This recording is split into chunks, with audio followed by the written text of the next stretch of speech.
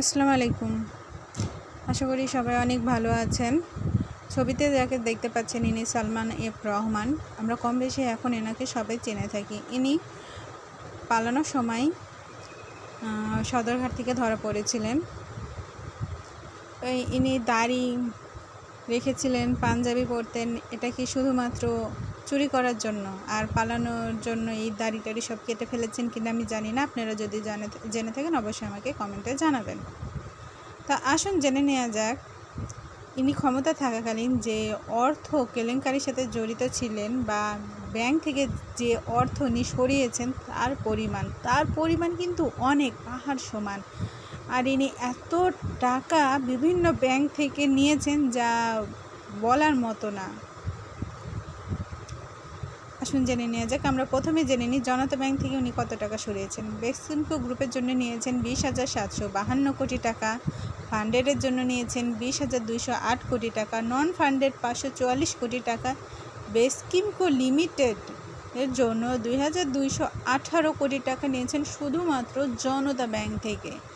এছাড়াও ওনার আরও অন্যান্য ব্যাংক থেকে নেওয়া ঋণের পরিমাণও কিন্তু কম নয়, অনেক। দেশের মানুষ হয়ে ক্ষমতায় থেকে উনি কি দেশের কথা একবারও ভাবেননি যে এই অর্থটা আমি নিচ্ছি, এর হিসাব তো আমাকে একদিন দিতেই হবে। জানি না উনি আসলে কি ভাবতেন, কি মনে করতেন।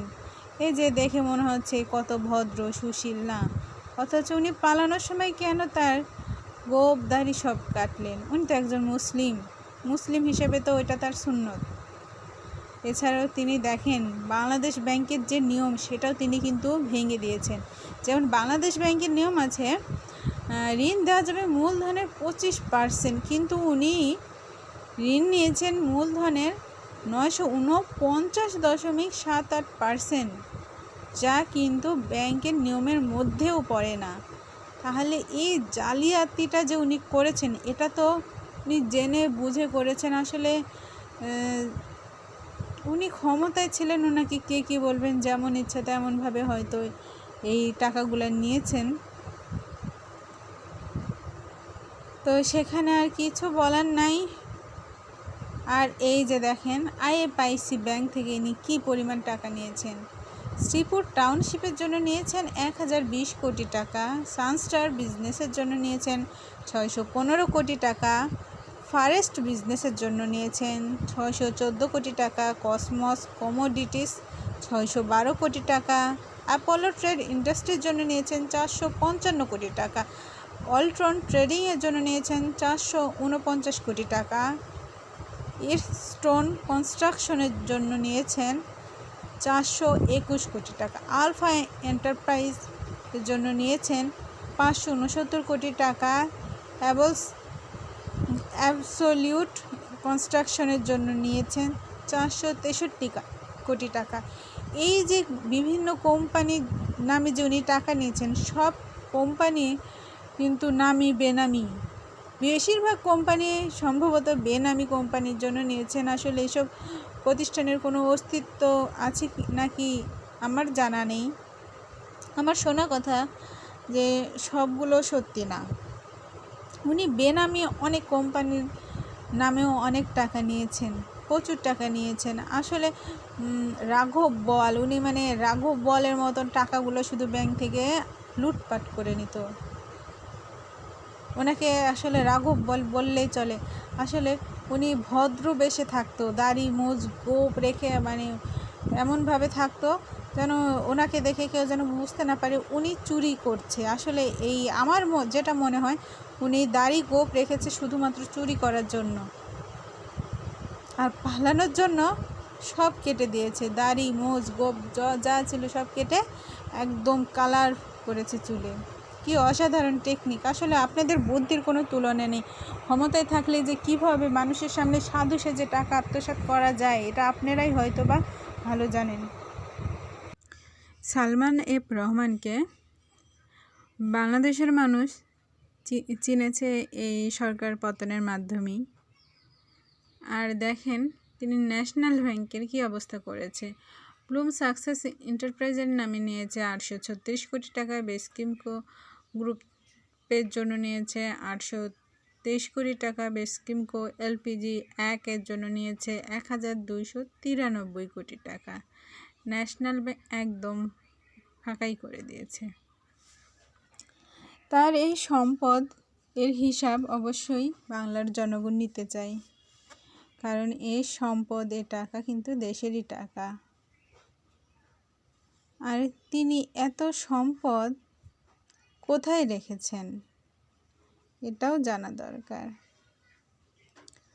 আর সর্বোপরি সালমান এফ রহমান একজন উপদেষ্টা ছিলেন, সরকারের খুব ঘনিষ্ঠ একজন ব্যক্তি ছিলেন।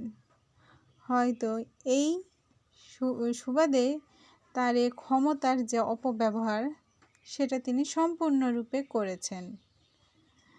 আর তিনি বিভিন্ন বক্তৃতা দিতেন যে তিনি ইসলাম মেনে চলেন, কোরআন মেনে চলেন। আসলে এটা কি তার নমুনা? এটা কি জনপ্রতিনিধি? আপনাদের কি মনে হয়? দেখেন, এটা সরকারি ব্যাংক, সোনালী ব্যাংক, অগ্রণী ব্যাংক, রূপালী ব্যাংক। এই ব্যাংকের অবস্থা দেখেন। অগ্রণী ব্যাংকের থেকে নিয়েছে বেক্সিমকো লিমিটেডের জন্য 663 কোটি টাকা, বেসকিমকো ফার্মার জন্য নিয়েছে 375 কোটি টাকা, বেসকিমকো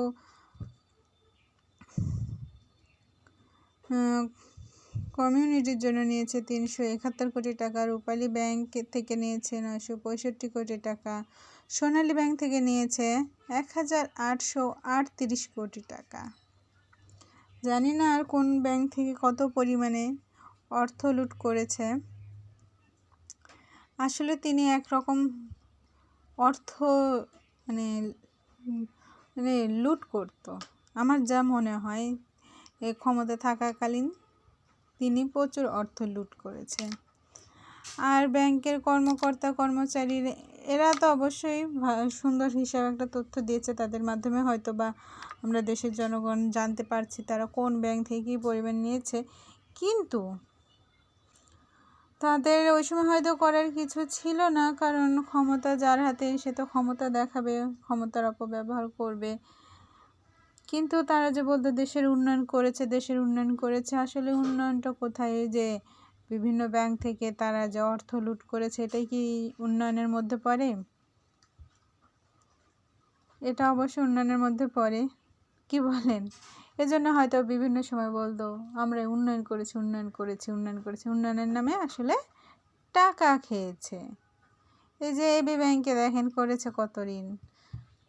বেক্সিমকো লিমিটেডের জন্য নিয়েছে 120 কোটি টাকা, ইন্টারন্যাশনাল লিমিটেডের জন্য নিয়েছে 83 কোটি টাকা, নিউ ঢাকা ইন্ডাস্ট্রির জন্য নিয়েছে 345 কোটি টাকা। এছাড়া একটা বড় গুরুত্বপূর্ণ তথ্য যে বাংলাদেশের যে সিন্ডিকেট হতো, এই সিন্ডিকেটের মাথায় কিন্তু তিনি সব সিন্ডিকেট করতো। আমার যেটা মনে হচ্ছে, এটা আমি কিছুদিন আগেও একটা নিউজে শুনলাম যে তিনি সিন্ডিকেটের মাথা ছিল মূল। আর বাংলাদেশের বেশিরভাগ সিন্ডিকেটের সাথে এই সালমান এফ রহমান কিন্তু জড়িত ছিল। তাহলে এগুলানি সালমান এফ রহমানের যত কুকীর্তি।